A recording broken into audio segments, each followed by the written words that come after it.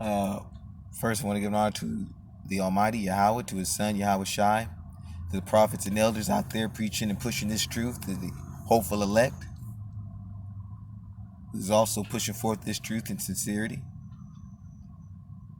and all of Israel scattered abroad, even the confusion of face, those who look like the other nations,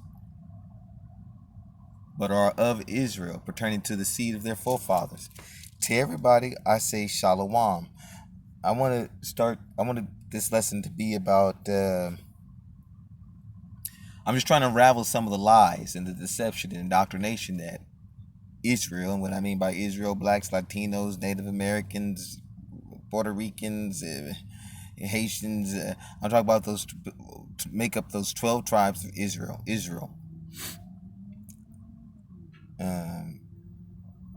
I just want to uncover and unveil some of those truths, help unveil some of those truths that we've all been indoctrinated with, the lies that we were indoctrinated with, and unveil the truth. And a lot of which is how the end is going to be taking place. Folks have been brainwashed into thinking that somehow miraculously, even those racist white folks in their Christianity believe that somehow praying to Jesus, everything's going to be all right.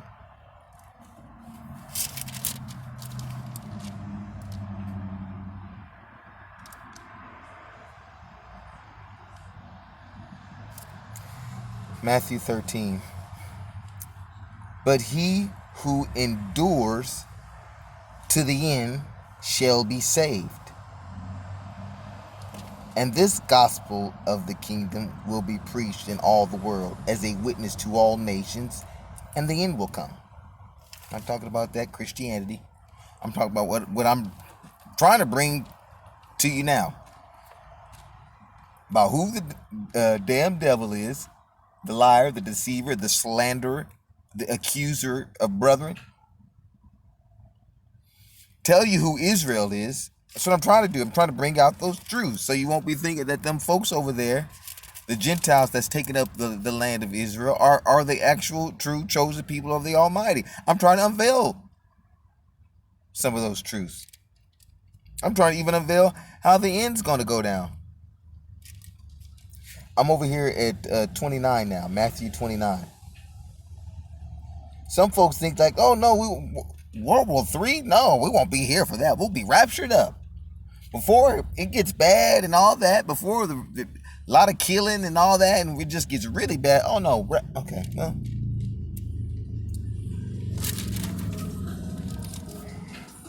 This is the Yahawashi speaking.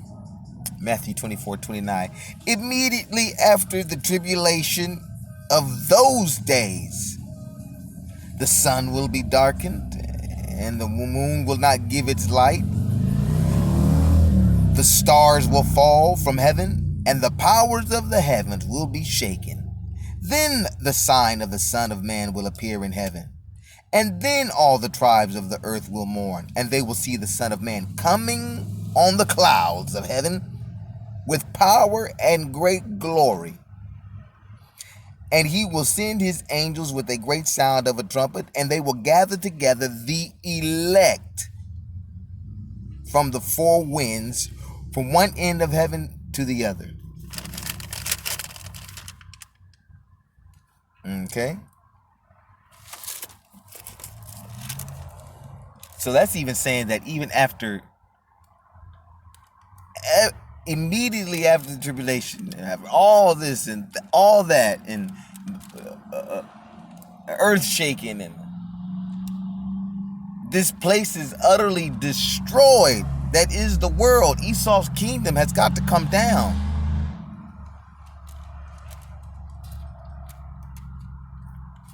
Then shall the end come.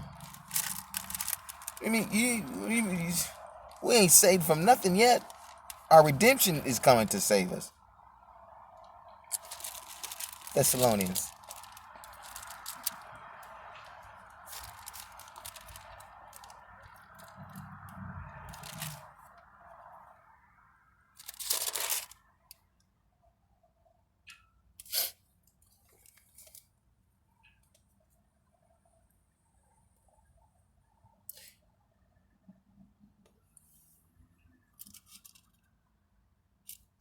sorry, 1 Thessalonians 4:17. I apologize.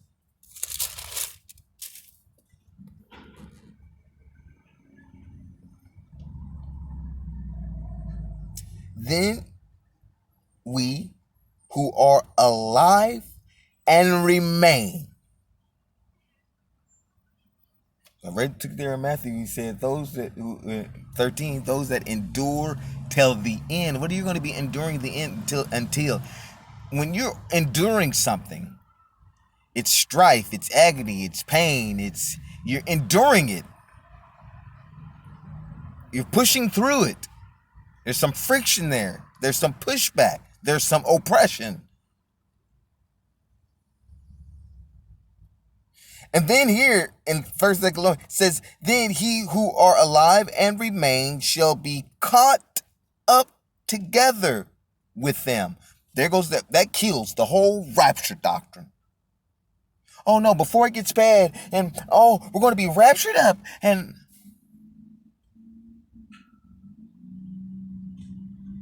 I'm reading it. Then we who are alive and remain. Why would it say alive and remain? That's because this place, when the ICBM nuclear missiles and atomic, but whatever, however you want to say it, when they start going from east to west and completely destroying this whole kingdom that is of Esau, that is the world, the devil's playground. Those who are alive and remain, that's why he said, those who endure till the end. Now, what is this? We caught up. What? We're going to be caught up? Well, we're getting there. Stay with me. Because see, the devil's got y'all believing in that these UFOs are actually unidentified. They're not going to know what's coming in the clouds, if you will. I want to go here real quick. Some saying go here to Psalms 104 and 3.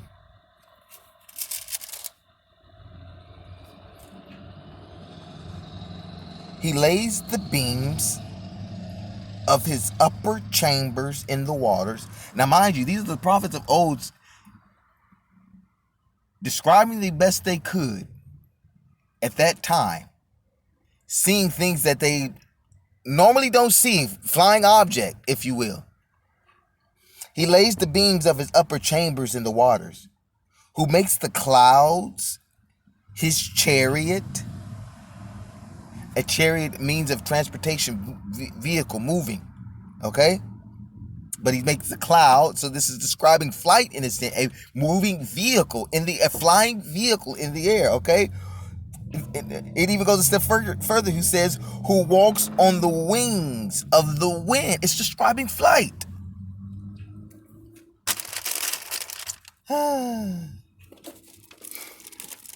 Hold on. Zechariah 5:1. Then I turned and raised my eyes and saw there a flying scroll. And he said to me, what do you see? So I answered, I see a flying scroll. Its length is 20 cubits and its width 10 cubits. And he said to me, this is the curse that goes out over the face of the whole earth. Every thief shall be expelled according to this side of the scroll, and every perjurer shall be expelled according to that side of it. Talking about because when he comes with great power and great glory, he's coming to judge Esau, Edom first. That's the top of his. And the other nations who had a hand in and a dealings in the mistreatment of his children.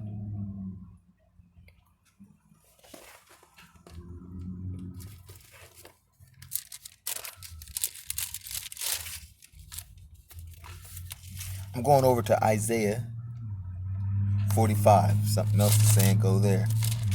I'm just reading some scriptures to you and maybe trying to just shed a little. Because this is not what they're going to teach you in church. They're not going to teach you up there your virtual church or whatever it is.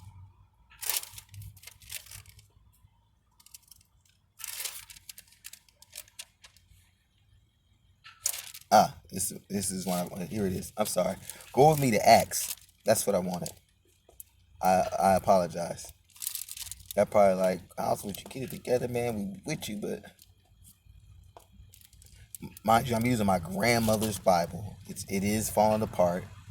Pages, but I love this Bible, so I just ask that you all just bear with me. Okay? Especially because she already has some notes in here, and I'd be like helps me like get inside like what my grandmother was thinking, or where her understanding was. Anyway, Acts 2:19. I will show wonders in heaven above, and signs in the earth beneath, blood and fire and vapor of smoke. Hello, somebody. The sun shall be turned into darkness, and the moon into blood, before the coming of the great and awesome day of Yahawah. And it shall come to pass that whosoever calls on the name of Yahawah shall be saved. Now somebody's out there thinking, oh, that means everybody. No. 22, men of Israel. It's a primacy thing. It's a select thing. Okay, it's not for everybody. Again, I've said it before and I'll say it again. Salvation is only for Israel. So-called blacks, Latinos, Native Americans, Indians, Puerto Ricans, Haitians, West Indians. Salvation is only for those 12 tribes of Israel. Men of Israel, hear these words. Yahawashi of Nazareth, a man attested by God to you by miracles, wonders, and signs which God did through him in your midst when he came the first time, as you yourselves also know. Okay? So if somebody's saying, nope. It's still only pertaining to Israel. Now I want to go to Isaiah. See, when he comes to save his people. Oh, somebody's going to get it. He's coming back. Salvation is only for. Okay? He only went to the cross for, or crucified for, his people. Nobody else. No, completely nobody else. Absolutely nobody else. Total nobody else. 45:17.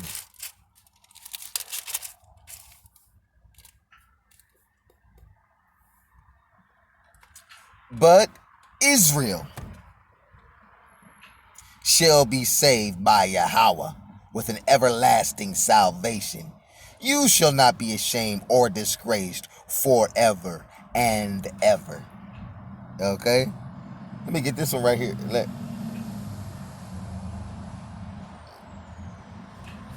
Here we go. This is 4. I meant to read this one first, but it's all right.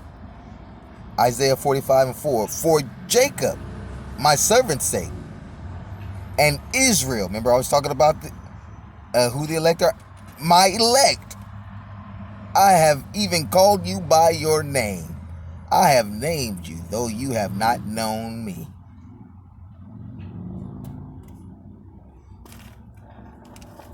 Okay? So even when I was in my ignorance, before I came to this truth, he knew me. Now it's up to me to hold on and endure.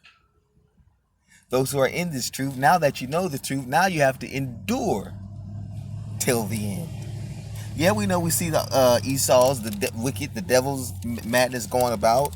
We see examples of it with the Breonna Taylor case and Floyd, and just over a bunch of cases. That the Hispanic woman who was in the military, forgive me for not knowing her name at this particular moment, but with both Northern and Southern Kingdom, we're seeing that we are still have to endure this oppression down here. And that's why you cling on to this word, because this word is what's going to give you life and encourage you and help you to keep going.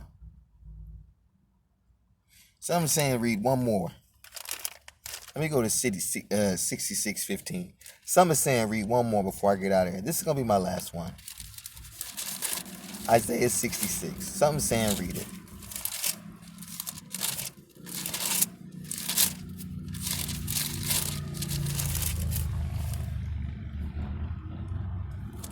Yeah, when Yahawashi comes back, 1A, he is coming to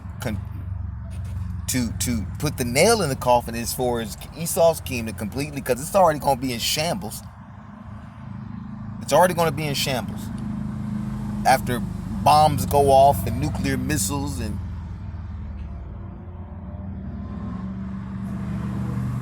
that's why I said those who are alive and remain. But another part of that, him coming back, is a duel.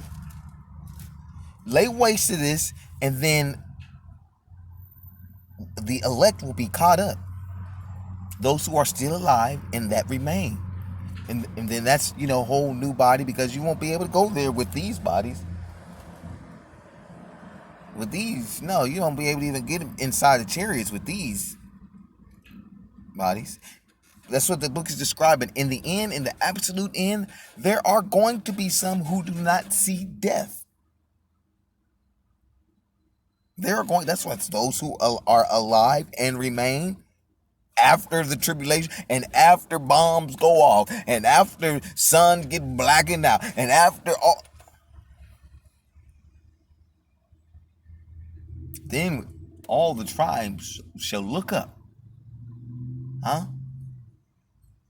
Because our redemption is drawing nigh.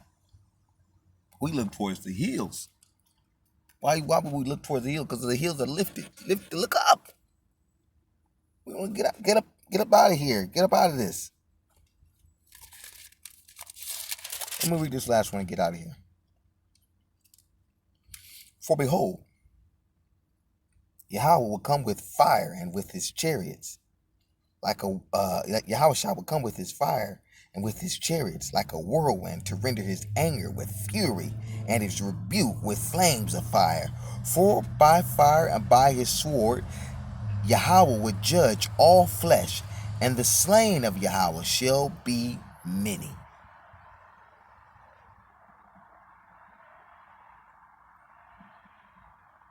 You don't want to be in that number. You don't want to be in that number. His sword, when it's saying here, by his sword is his right hand, Yahawashi. He's sending his judgment. Yahawashi is his judgment. And a lot of folks are asleep and don't see it. A lot of folks are caught up in the whole at Christianity, and folks are trying to find out what was going on in Egypt, and you got doing voodoo and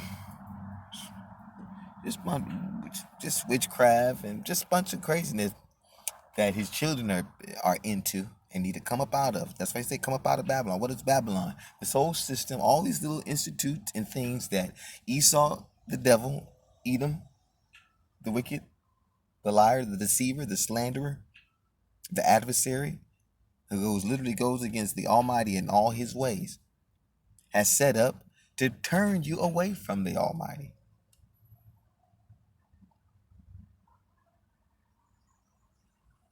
You want to be in that number, because we're drawing this whole thing. Esau's whole little playground is coming to a final conclusion. The book is about to be closed on this whole thing down here, but only few will get it. With love, house.